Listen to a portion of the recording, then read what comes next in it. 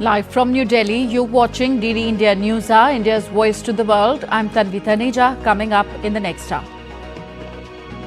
Cricket, culture and cuisine connect India and Guyana, says Prime Minister Modi to Indian diaspora, wraps up a successful three-nation visit to Nigeria, Brazil and Guyana. World leaders split as ICC issues arrest warrant for Netanyahu. US President Joe Biden calls it outrageous, while EU Foreign Policy Chief Josep Borrell terms it binding. Climate funding divisions laid bare at the COP29 summit in Baku as it enters the final hours. And in a comeback, Captain Jasprit Bumrah takes an early hat-trick after India were bowled out for 150 in Perth.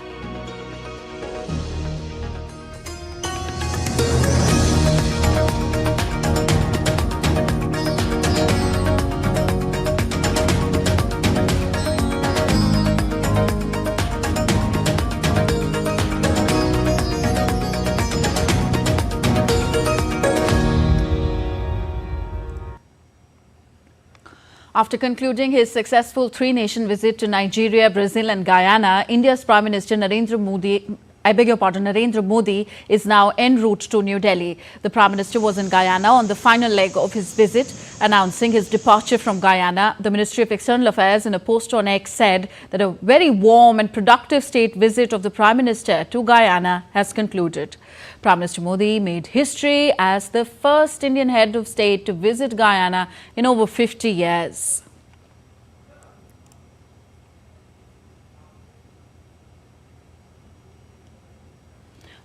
During his visit, Prime Minister Modi addressed a community program in Guyana. He said that India and Guyana share a unique relationship which is based on shared heritage, culture and values. I have great memories of visiting your wonderful country over 2 decades ago. At that time, I held no official position. I came to Guyana as a traveler, full of curiosity. Now, I have returned for this land of many waters as the Prime Minister of India. A lot of things have changed between then and now. But the love and affection of my Guyanese brothers and sisters remains the same. My experience has reaffirmed you can take an Indian out of India, but you cannot take India out of an Indian. Prime Minister Modi also spoke about the efforts being undertaken to make state-of-the-art infrastructure in the country. India is a global hub for ecommerce, AI, fintech, agriculture, technology, and more. We have reached Mars and the moon. From highways to highways, airways to railways, we are building state-of-art infrastructure. Guyana's President Irfan Ali said that India and Guyana are not just restricted to economy and trade, rather the ties are deeply personal and emotional. India today is a world leader in innovation, technology, infrastructure, development, human capital advancement, and importantly, Prime Minister Shri Narendra Modi, India is a shining light in leadership, your leadership. It is no secret that the strength of your leadership, the passion and compassion of your leadership, the deliberateness of your leadership has placed India in a different light and realm around the globe. You have brought incredible respect. But more importantly, you have brought a level of dignity and pride to India that is unmatched. And we congratulate you on that.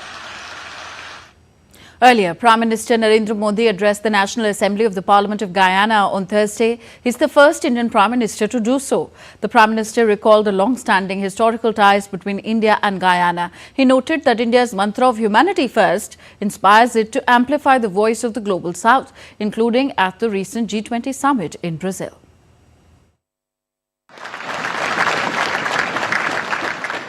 History was made as Prime Minister Narendra Modi became the first Indian leader to address the National Assembly of the Parliament of Guyana.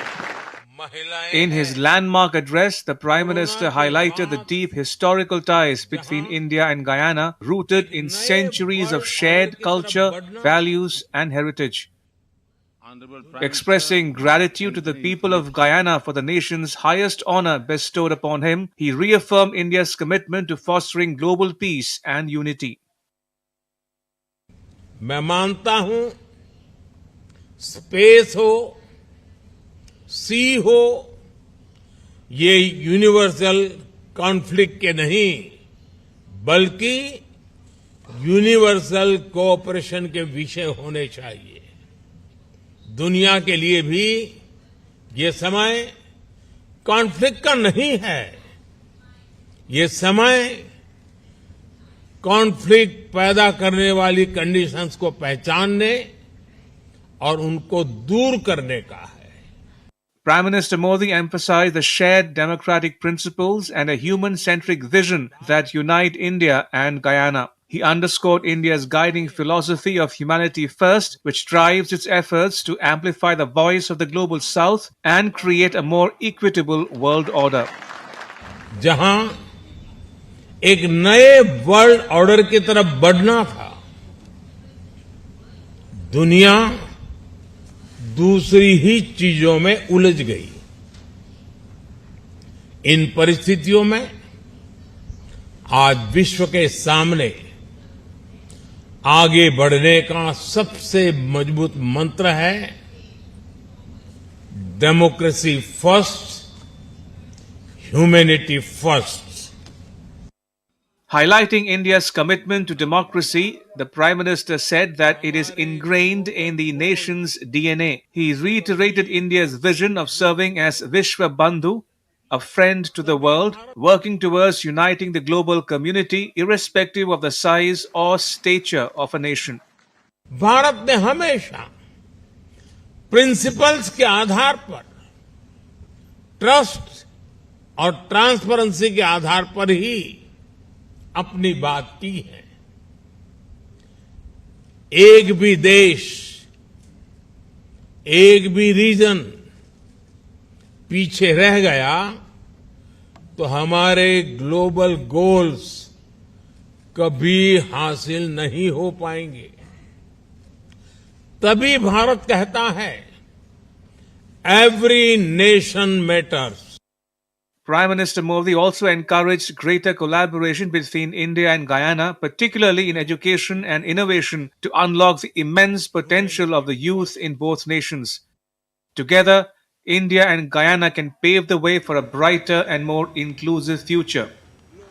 With Siddharth Bharadwaj in Guyana, Bureau Report, DD India. Prime Minister Narendra Modi on Thursday paid tribute to Mahatma Gandhi during his two-day visit to Guyana. In Georgetown, Prime Minister Modi paid tributes to the Arya Samaj Monument.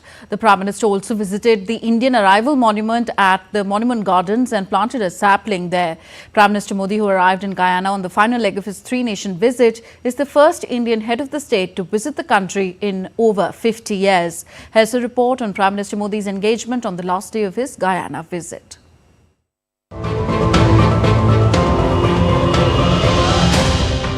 a remarkable journey comes full circle, beginning in the year 2000 when Prime Minister Modi first visited Guyana as a visitor to now receiving the country's highest honor.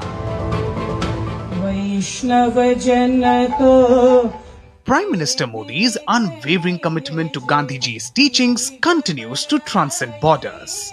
This time, he paid floral tributes at the Mahatma Gandhi statue in Guyana, honoring his eternal principles of peace and non-violence.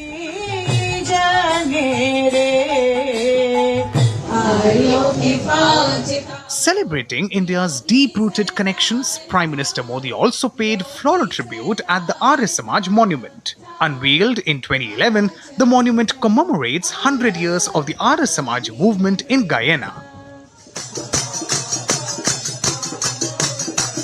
Paying homage to Indian heritage, Prime Minister Modi enjoyed a devotional song,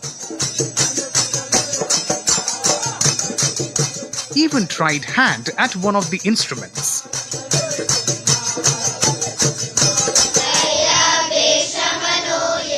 He also participated in a special prayer session by children, symbolizing the strong cultural bond between India and Guyana. A unique performance by Guyanese children further emphasized this cultural connection. Recalling the struggles and sacrifices of the Indian diaspora, the Prime Minister visited the Indian Arrival Monument at the Monument Gardens. The monument, a replica of the first ship that brought indentured migrants from India to Guyana in 1838, stands as a testament to their legacy. During his visit, Prime Minister Modi also planted a Belpatra sapling at the monument. Prime Minister later visited Saraswati Vidya Niketan School. He praised Swami Aksharananda ji and his team for their efforts in instilling traditional Indian values and culture in the students, contributing to their holistic education. Bureau Report, DD, India. Prime Minister Modi, along with Guyana's President Dr. Mohammad Irfan Ali, also interacted with prominent cricket personalities from the West Indies in Georgetown. This included Clive Lloyd, Alvin Kalicharan, Shivnarayan Chandrapal, Devendra Bishu, Stephen Jacobs and Dr. R. Ramroop, among others. Talking of people-to-people ties, Prime Minister Modi noted that cricket binds India with the Caribbean like no other medium. Guyanese cricketer Clive Lloyd welcomed India's initiative to train women cricketers and added that the world needs many more prime ministers like Modi. I had a good discussion. It seemed to be the conversation went very well, and I think 11 of our players will now be training in India. So it's been a very good decision by them, and we're thankful to them for that. The people have chosen him twice, so it's obvious that he's doing a good job. He's interested in cricket, and that's very good. And he's doing things to help to boost the cricket. So we'd like more prime ministers like him. Former Indo-Guyanese cricketer Alvin Kalicharan said that Prime Minister Modi's knowledge about cricket is special. He added that meeting a Prime Minister was like magic. Everybody in India knows cricket, but his knowledge is special because he knows when we went to India, he knows us by our first name, and me myself, going to India often myself. So I'm able to have that interaction with India, and to meet the Prime Minister today, personally, it's magic.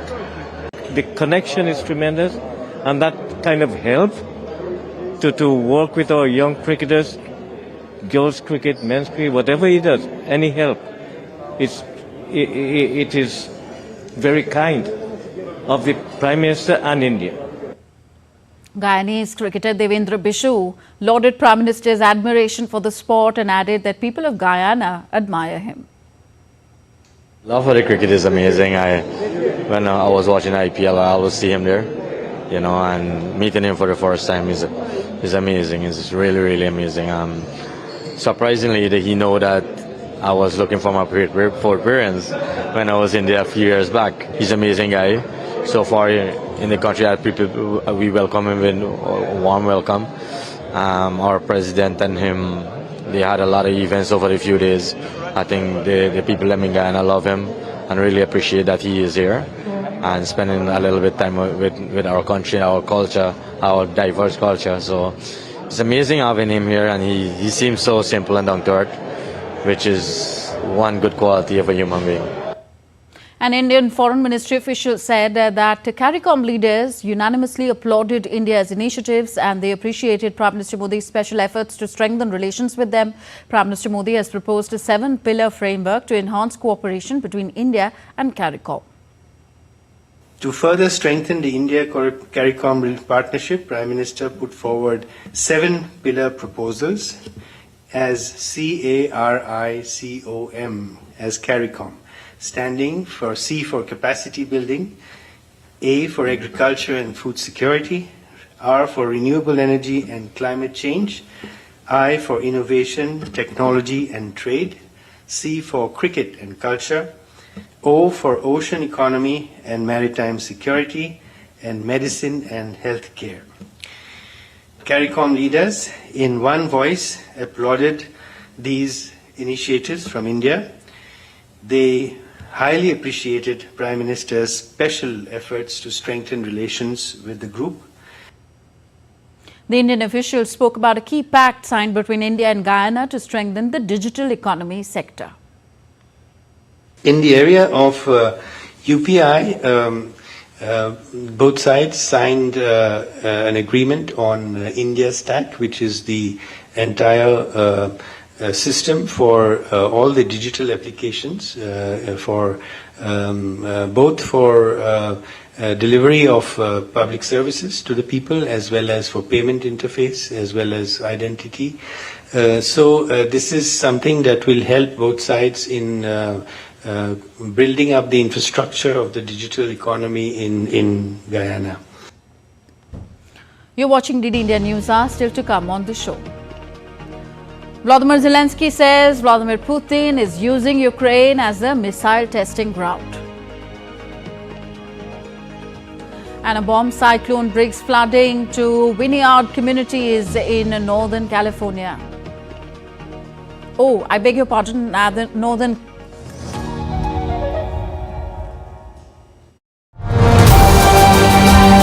13th plenary meeting of the United Nations Global Geospatial Information Management for Asia and the Pacific is going to be held from the 26th to the 29th of November at Bharat Mandapam in New Delhi. This plenary meeting is to be hosted by the Survey of India. In this conference, we are going to discuss how regional collaboration will happen in various fields, just like land and cadastral management. For India, it will be useful to go for 2047 Viksit Bharat.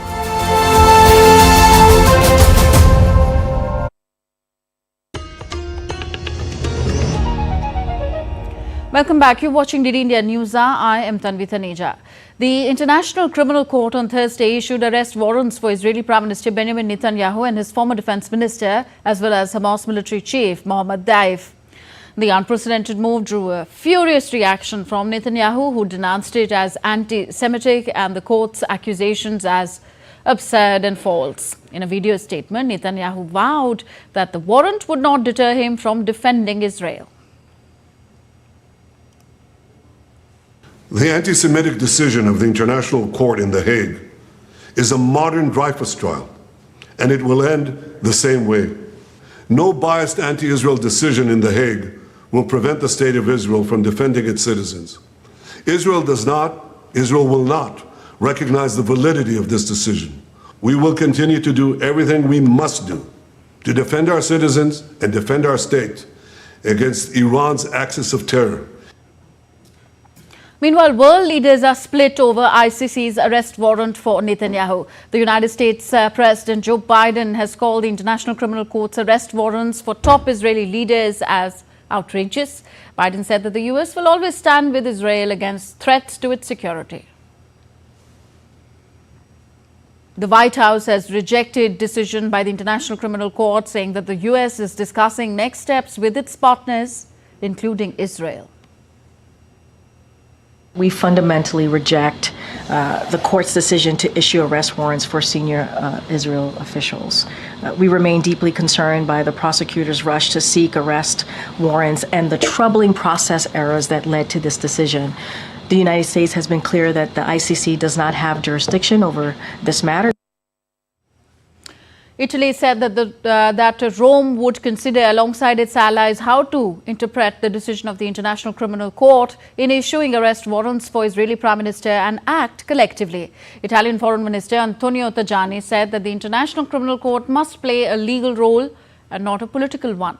The ICC issued arrest warrants on Thursday for Israeli Prime Minister Benjamin Netanyahu and his former defense chief, as well as Hamas leader Ibrahim al-Masri, for alleged war crimes and crimes against humanity in the conflict. Turkey is positive about the decision. Foreign Minister Hakan Fidan welcomed the warrants as an extremely important step. Sweden and the EU support the important work of the court and safeguard its independence and integrity. Now, the U.S. envoy Amos Hochstein met with Israeli Prime Minister Benjamin Netanyahu in Tel Aviv to secure a ceasefire. The U.S. envoy also met with Israel's Defense Minister Israel Katz in Tel Aviv. Israel says its aim is to secure the return of tens of thousands of people evacuated from the north due to rocket attacks by Hezbollah. The U.S. envoy also met with Lebanese Parliament Speaker Nabih Berri in Beirut. Berri has led mediation efforts on behalf of Hezbollah. Hochstein had said on Tuesday that an end to the war was within our grasp. And for more on this, we have Jessica Taneja joining us now. Jessica, what does the ICC arrest warrant mean for Benjamin Netanyahu and what will be its implications? Well, currently you heard from the United States as well as allies such as Italy and France. They said they will review on how to go about implementing that. Now, given the fact that all 27 European Union member nations are signatories to the Rome Statute, and they signed the Rome Statute, which would then, of course, enable them or would make them ensure that the ICC, arrest warrant is implemented. So that deliberation still continues on how these EU member states, given that most of them have been an ally of Benjamin Netanyahu just in the recent past, right before we saw much of the condemnation come for Israel for its continued military operations, both in Gaza along with Lebanon. It is difficult to say at this point, but with India also and the United States not being signatories to this Rome Statute, with substantial support from the United States for Israel, even though there is widespread condemnation from the Western allies that they have, it does appear that it will not affect the decision on the ground. Okay. And U.S. envoy Amos Hochstein has said that an end to the Israel-Hezbollah conflict is within their grasp. What do you suppose that gives ground for such hope? Well, Amos Hochstein has been on the job for Joe Biden for the last 1 year, ever since these negotiation talks were resumed. Because you see, there were parts and moments where we were made to believe that we were very close to a ceasefire deal, of course, preceding the peace negotiation talks that were supposed to take place between the two sides. But, of course, with the developments and the escalations from both sides, from Iran and through its proxies and directly from Iran towards Israel, and the rockets and the missile exchanges that we saw, not to forget the Israeli military's operations in Lebanon, a new front opening up in the north. So certainly things have been very tense in terms of the geopolitical climate in West Asia.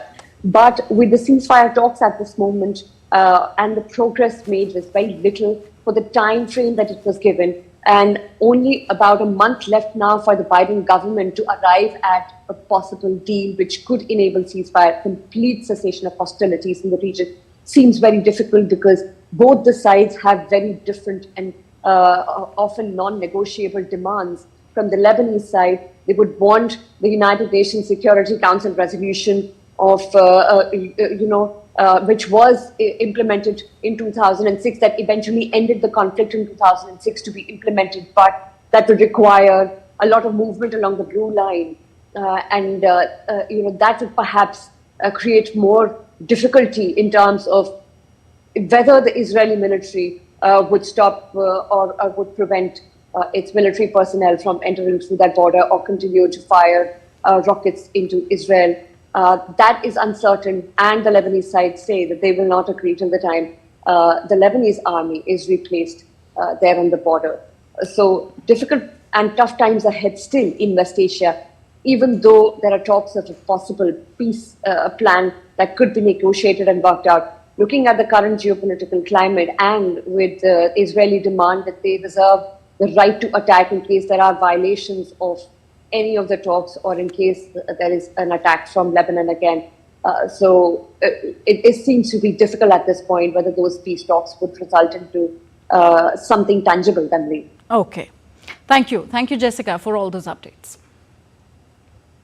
Moving on, Russia fired a hypersonic intermediate range ballistic missile at the city of Dnipro on Thursday in response to the US and the UK, allowing Kiev to strike into Russian territory with advanced Western weapons in a further escalation of this 33-month-old conflict. Russian President Vladimir Putin, in a televised address, said Moscow struck a Ukrainian military facility with the new ballistic missile known as Oroshenk and warned that more could follow. Putin also said that Ukraine conflict was escalating towards a global conflict after the United States and Britain allowed Ukraine to hit Russia with their weapons and warned the West that Moscow could strike back. In response to the use of American and British long-range weapons, on November 21st of this year, the Russian armed forces launched a combined attack on one of the facilities of the Ukrainian defense industry complex. In combat conditions, one of the newest Russian medium-range missile systems was also tested. In this case, with the ballistic missile in non-nuclear hypersonic equipment. Our missileman called it Oreshnik. The test was successful. The goal of the launch was achieved. While Ukrainian President Volodymyr Zelensky on social media platform X said that the Russian strike on Ukraine with a new type of ballistic missile was a clear and severe escalation in the conflict and called for strong worldwide condemnation. He added that this is a clear and severe escalation in the scale and brutality of the conflict, and the use of a ballistic missile against Ukraine is yet more proof that Russia has no interest in peace. Further, Zelensky said that Putin is not just dragging the conflict but also disrespecting people around the world who truly want peace, and the world must respond to it. Further, the United States said that it was pre-notified ahead of a Russian attack on Ukraine with a new type of ballistic missile on Thursday. In terms of notifications to the United States was pre-notified briefly before the launch through nuclear risk reduction channels. We just rolled out another $275 million package yesterday. You're going to see more packages continue in the weeks and months ahead left of this administration. So that's what we're really focused on. Still to come on DD India News Hour. The Government of Canada clarifies that there is no evidence linking Indians to criminal activity in the country. And India and Maldives sign an MOU to promote local currencies.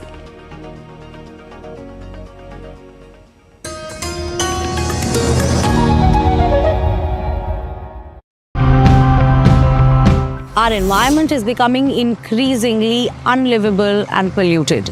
So we need to fix that, sure, but we also need to take steps to prevent these problems from happening in the first place. This is our upgraded form of our effluent treatment plant. It's a primary plant that recycles and reuses water for relining purposes. I think that renewable energy is a sector that can change the GDP of Ladakh. If you can generate power and sell it to other states, you can increase the income of Ladakh. When we're looking at renewables investment, which clearly has been growing rapidly, and in 2022 met that from fossil fuel, and 2023 far exceeded it. Our motto is that all the farmers should switch to millet farming and nutritious food should reach people.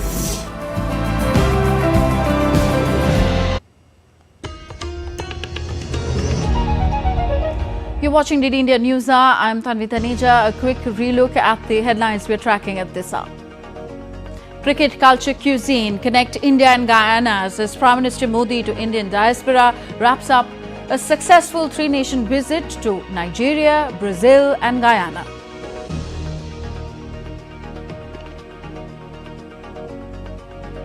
World leaders split as ICC issues arrest warrant for Netanyahu. US President Biden calls it outrageous, while EU Foreign Policy Chief Josep Borrell terms it binding. Climate funding divisions laid bare at COP29 in Baku as the summit enters its final hours.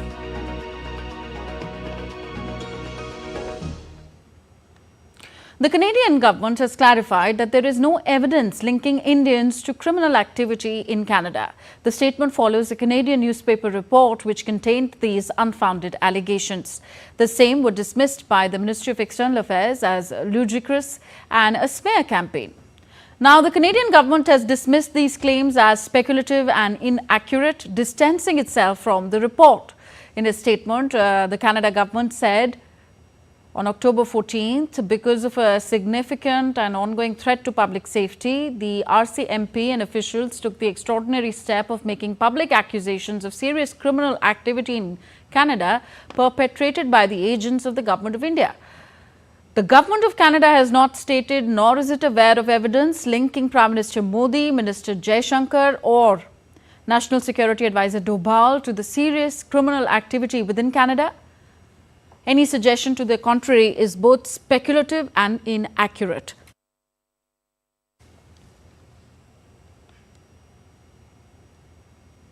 An Indian naval submarine has reportedly collided with a naval unit nearly 70 nautical miles northwest of Goa. 13 crew members were on board the fishing submarine. Marthoma, at the time of collision, 11 crew had been rescued so far, while rescue efforts for the remaining 2 are ongoing. Meanwhile, coordinated search and rescue efforts for the remaining 2 crew of Marthoma are in progress. Additional assets have also been diverted to the area to augment these efforts. The cause of the incident is being investigated. India's Defence Minister Rajnath Singh met Defence Secretary of Philippines Gilberto Teodoro. The meeting marked another step towards deepening defence cooperation between the Philippines and India. Both sides affirmed the commitment to support each other to achieve the goal of self-reliance in defence production. Defence Minister Rajnath Singh also met Defence Minister of Japan, General Nikatani in Vientiane, Lao PDR. The partnership will play a significant role in ensuring free, open and rules-based Indo-Pacific region. Earlier, Defence Minister Rajnath Singh met US Secretary of Defence Lloyd Austin on the sidelines of the 11th ASEAN Defence Ministers Meeting Plus at Vientiane in Lao PDR on Thursday. The two leaders commended the progress achieved by the India-US defence partnership based on increased operational coordination, information sharing and industrial innovation. Both sides recognized the remarkable progress made under the US-India Defence Industrial Cooperation Roadmap, including the ongoing collaboration to advance priority co-production arrangements for jet engines, munitions and ground mobility systems. India's President Draupadi Murmu inaugurated the 4th edition of Lok Manthan 2024, an international conference and cultural festival in the Indian city of Hyderabad on Friday. Telangana State Governor Jishnu Dev Verma, Union Minister G. Kishan Reddy, State Minister Setaka and RSS Chief Mohan Bhagwat were among those who were present at the inaugural event. The 3-day event is a cultural and intellectual gathering which brings together artists, intellectuals and academicians from across the world to brainstorm on societal issues. While addressing the inauguration, the President hailed the event and called it a commendable effort to strengthen the threads of unity in India's rich culture and heritage. Lokmanthan का उद्घाटन करके मुझे बहुत प्रसन्नता हो रही है। मैं वर्ष 2018 में रांची में आयोजित लोकमंथन कार्यक्रम में शामिल हुई थी। भारत की समृद्ध संस्कृति, परंपराओं और विरासत में एकता के सूत्रों को सुदृढ़ बनाने का ये प्रयास अत्यंत सराहनीय है। The Reserve Bank of India and the Maldives Monetary Authority have signed an agreement in Mumbai in the western Indian state of Maharashtra, establishing a framework to promote the use of local currencies for cross-border transactions. The Memorandum of Understanding was signed by Governor of Reserve Bank of India, Shaktikant Das, and Governor of Maldives Monetary Authority, Ahmed Munawar. The use of local currencies, the Indian rupee and the Maldivian rufiya in bilateral transactions will contribute in promoting trade between India and Maldives along with deepening financial integration. And the 55th edition of the Indian International Film Festival, IFFI, is underway in the West Indian state of Goa. Day 3 of IFFI is all set to witness a lot of action. From creative minds of tomorrow to film bazaar, a lot will be explored by cine enthusiasts at the event today. Earlier, Prasar Bharati, India's public service broadcaster, launched its all-new over-the-top or OTT streaming platform, Waves, taking a significant leap into the digital streaming landscape.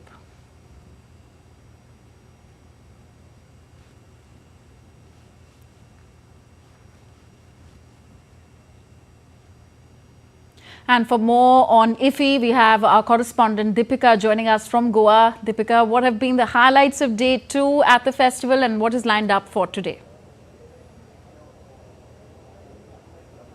Good afternoon, Tanvi. We've been seeing a lot of action buzzing here on day 2 of IFFI, and day 3 rather it is of International Film Festival of India, because it opened on the 20th of it. And when we talk about the movies, right now we have with us Mr. Jesper. I would like to invite you here. Mr. Jesper happens to be the Danish executive producer, and his film has just now been screened at the Inox celebrating the International Film Festival of India. Tell us more about your picture.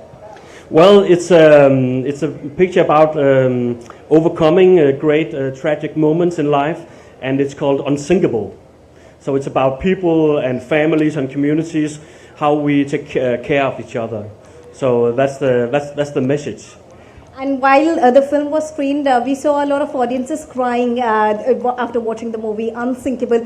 Tell us about the key moments of Unsinkable that made them really cry, and what brings you to IFFI, especially when we talk about India bridging the gap with a strong focus on world cinema and the entire world. Yeah, it's a long way from Denmark. It's like 9,000 kilometers. So we were very, curious on what the reception would be at the festival, and we're very proud to be at IFFI, and we're very humbled to have the chance to come here with our movie.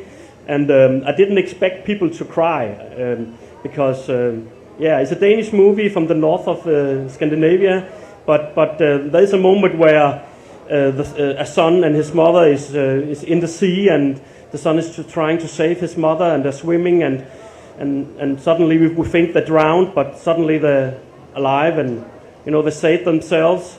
And after that, that's a great moment where the family is saved, and they come on shore, and that's when I heard them doing I can hear it, and I've seen it a lot of times, of course, the movie. So I'm waiting for these little moments if they work, and it worked. So I'm very humbled to be here and with Unsinkable, and it still works in India. So thank you for having us. And last quick question, what brings you and excites you more about IFFI? Well, it's a very big festival, and it's so far away where we are doing our film tradition, and I think it's, I just discovered today that you feel the same. Right. It's all about emotions and family and being, a heart-warming person and take care of all the people you love, and it's the same all over the world, and that's very impressive. Thank you so much. Thank you so much. Exclusively to us. So there you heard the Danish producer who talked about his movie, because that was just screened half an hour ago, and we saw the audiences crying on it. And this film has also been shortlisted for another Indian tournament, Indian Festival of Cinema, which will be showcased, which will be screened in the coming days. And talking about the Indian audiences here, because we've been talking to other delegates as well here who've come here from different parts of the world, they are really excited to cater to the Indian audiences, because Indian audiences is one such platform where they connect with emotions. So this is one thing that the delegates are really liking about Indian audience, and especially about IFFI, Tanvi. Okay, we leave it here. Thank you very much, Deepika. Deepika joining us from the India International Film Festival underway in Goa.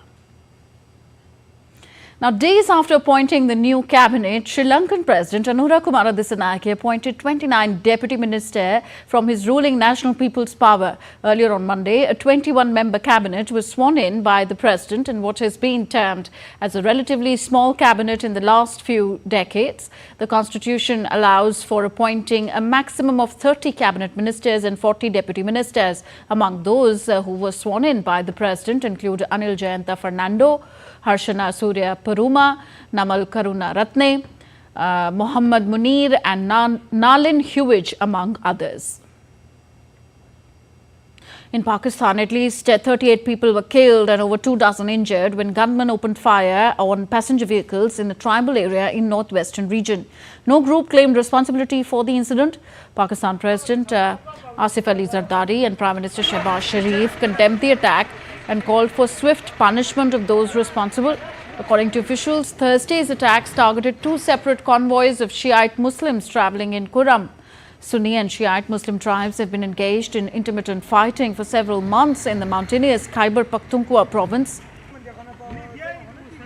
In August, 23 people were killed after they were forced out of their vehicles and were shot by gunmen in southwest Pakistan. Residents in Sonoma County in US's California are preparing for the worst, with flooding from a bomb cyclone already causing damage to several vineyards and roads. The National Weather Service warned that huge wind gusts were expected on Thursday evening and risks of flooding, mud and rock slides remain throughout the region. It added that rain will continue over northern California and southwestern Oregon in the next few days, not easing until Saturday. The Sierra Nevada peaks near Lake Tahoe could receive as much as 5 feet of snow this weekend.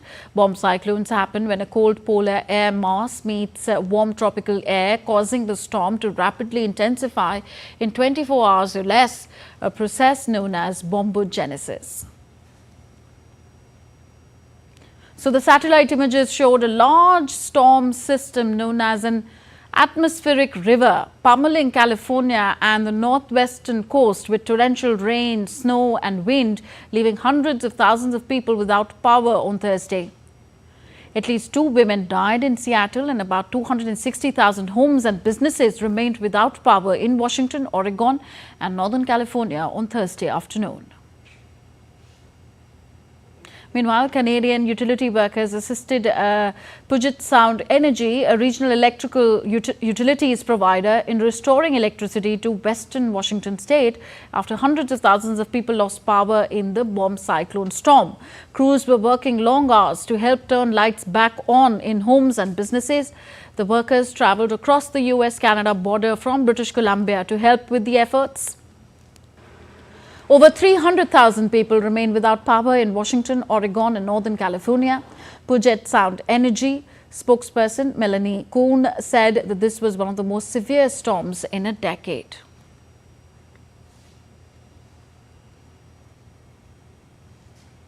And next, updates from COP29 summit underway in Baku. Division and discontent spilled into the open on Thursday at the UN Climate Summit in Azerbaijan's Baku as the closing deadline nears.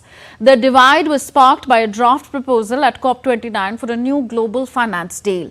The draft offered 2 vastly different options which left no one happy.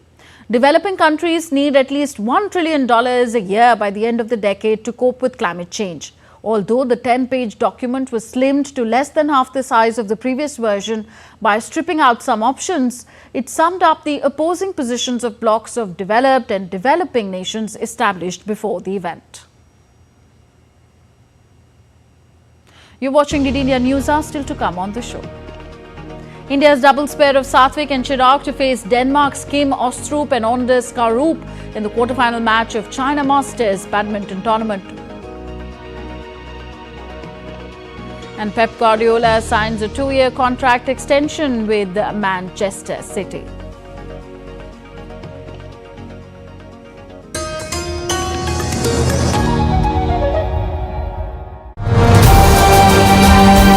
13th plenary meeting of the United Nations Global Geospatial Information Management for Asia and the Pacific is going to be held from the 26th to the 29th of November at Bharat Mandapam in New Delhi. This plenary meeting is to be hosted by the Survey of India.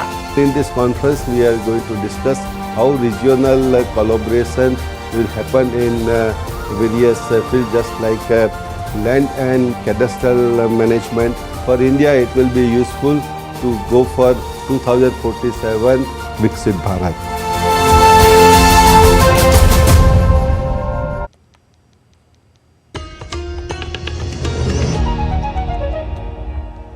Welcome back. You're watching Need India News Hour. I am Tanvi Taneja. US President-elect Donald Trump, who is currently busy assembling his dream team for his second term, faced a significant setback when his first choice for the post of US Attorney General Matt Gaetz withdrew his name. However, Trump promptly tapped Pam Bondi, the former Attorney General of Florida, to fill the role.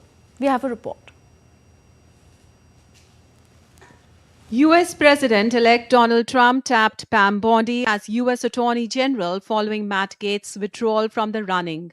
Pam is a staunch ally who helped defend Trump against impeachment. She was a member of Trump's legal team during his first Senate impeachment trial. Gaetz's retreat is due to sexual misconduct allegations leveled against him.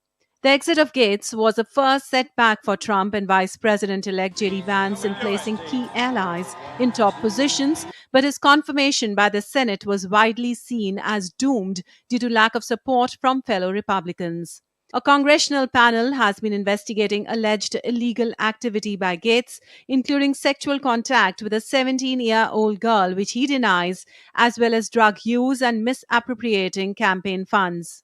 The latest transition upheaval ahead of Trump's inauguration on January 20th came as new lurid details emerged about Defense Secretary nominee Hegseth. He was investigated for sexual assault after a complaint from an unnamed woman at a 2017 conference in California. Hegseth denied sexual assault allegations on Thursday after meeting with Republican senators to build support for his nomination at the Capitol Hill. I just want to thank the Vice President of the United States, J.D. Vance, who spent the morning with me, meeting with Senators of the United States. We take very seriously the advice and consent role that the U.S. Senate has. We look forward to engaging in that process. We take absolutely nothing for granted, and we welcome the opportunity to talk to any senator that wants to talk to us. Hegseth would need to be confirmed by the Senate to take the post. Trump has stood by Hegseth, calling the allegations false. Trump has made several eye-catching selections for top roles, including Fox News host Pete Hegseth as Defense Secretary, vaccine skeptic Robert F. Kennedy Jr. as Health Secretary, and billionaire Elon Musk to head a government cost-cutting unit. And next we take a look at what else is making news around the world. Armenia has become the 104th full member of the International Solar Alliance on Thursday. The Republic of Armenia handed over the Solar Alliance instrument of ratification during a meeting in New Delhi. A global intergovernmental organization, International Solar Alliance, is a joint initiative of India and France dedicated to advancing solar power adoption for a carbon neutral future. Taiwan President Lai Ching-te is set to visit Taipei's diplomatic allies in the Pacific, Palau, the Marshall Islands and Tuvalu starting from November end. Taiwanese presidents usually visit these allied countries to make what are officially transits in the United States, Taiwan's most important international backer and arms supplier. Russia on Thursday launched a Progress MS-29 cargo spacecraft to the International Space Station from the Baikonur Cosmodrome Station in Kazakhstan. The Progress MS-29 will deliver 2,487 kg of cargo, including technical equipment, medical food, clothing, water and fuel to the ISS. Next updates from the Gavaskar Trophy's first test match. Jasprit Bumrah struck in just the third over, taking a successful DRS review to dismiss Australia debutant Nathan McSweeney LBW for just 10. India's stand-in captain Jasprit Bumrah has picked up 3 wickets to put the hosts under pressure. Earlier, Josh Hazlewood took 4 wickets as Australia bundled out India for 150 on day 1 of the first Gavaskar Trophy test in Perth. Opting to bat first, India kept on losing wickets at regular intervals as Australia pacers dominated the proceedings. For India, debutant Nitish Kumar Reddy scored 41 while Rishabh Pant scored 37. Apart from them, KL Rahul also scored 26. India's doubles pair of Satvik Sairaj Rankireddy and Chirag Shetty will face Denmark's Kim Astrup and Anders Karup in the quarterfinal match of the China Masters badminton tournament in Shenzhen City on Friday. The Indian duo, competing in their first tournament since the Paris Olympics, secured a 21-19, 21-15 win over Rasmus Kjær and Frederik Søgaard of Denmark to enter the quarterfinals. Meanwhile, Lakshya Sen will take on Denmark's Anders Antonsen in the quarterfinals on Friday. Sen continues his flawless run at the tournament as he defeated Denmark's Rasmus Gemke in the second round to enter the quarterfinal. World number 1 Yannick Sinner powered Italy into the Davis Cup semi-finals after they came from behind to beat Argentina 2-1 and set up a clash with Australia. Francisco Corandolo got the Argentines off to a flyer, dispatching Lorenzo Musetti before Sinner eased past Sebastian Baez 6-2, 6-1 to level the tie at 1-1. Sinner then combined with Matteo Berrettini in the deciding doubles as the Italian pair beat Maximo Gonzalez and Andres Molteni to guide the defending champions into the semis.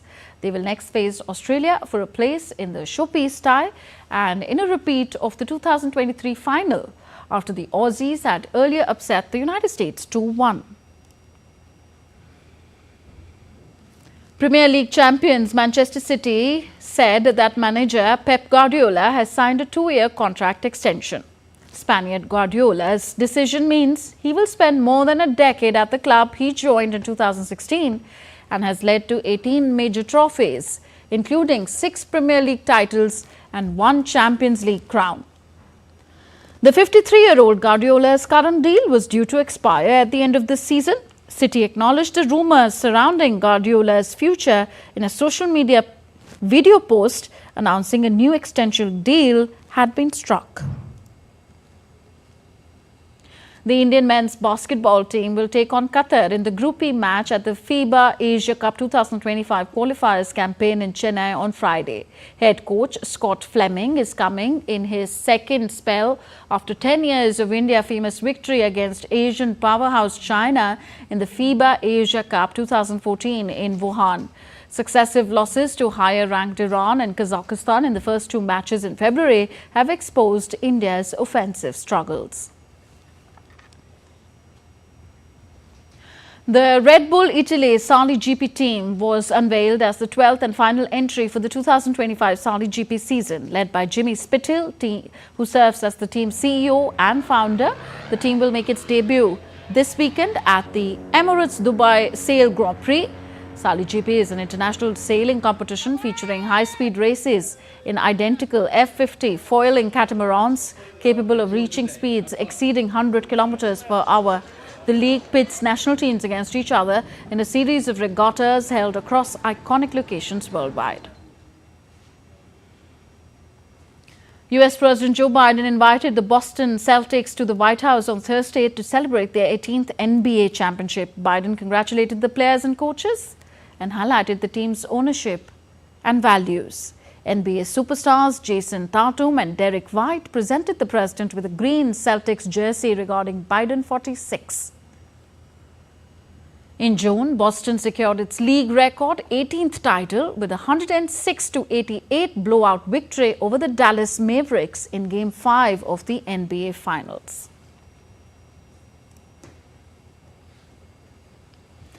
Snow settled across Paris, turning pavements white and slushy and bringing delight to tourists and residents.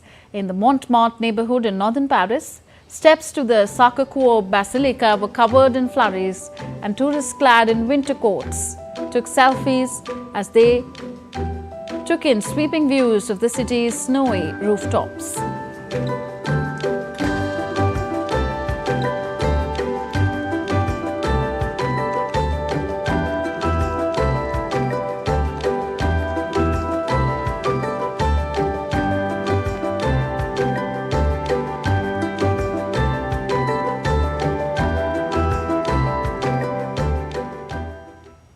That's all for this edition of DD India News Hour. Do let us know your thoughts on the news of the day. Connect with us on our different social media handles at DD India Live, and you can download our DD India mobile app for quick news and updates from India and the world on the go. We'll be back with more news as it breaks here on DD India. I'm Tanvi Taneja from all of us here in New Delhi. Thank you for watching. Namaskar.